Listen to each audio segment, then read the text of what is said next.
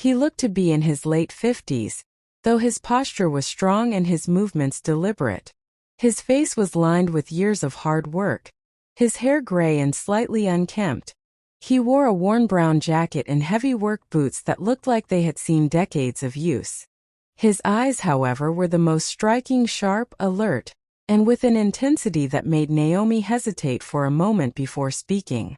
"You must be Ichiro," she said, offering a polite smile.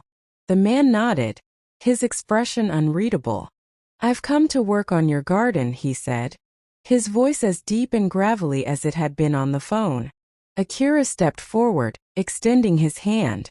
"Thanks for coming on such short notice." Ichiro looked at Akira's hand for a moment before shaking it firmly. His grip was strong, almost too strong, and Akira felt a brief flash of discomfort. Ichiro didn't say much, just asked to be shown the garden. Naomi led him through the house and out to the back, where the overgrown garden sprawled before them. The once vibrant flowers were hidden beneath weeds, and the stone pathway was barely visible under layers of dirt and fallen leaves.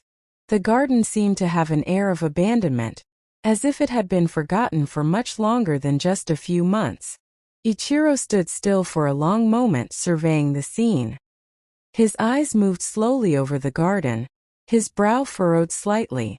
Naomi felt a strange tension in the air, as though something about the garden bothered him, but before she could ask, he nodded. "I'll start right away," he said, his tone final.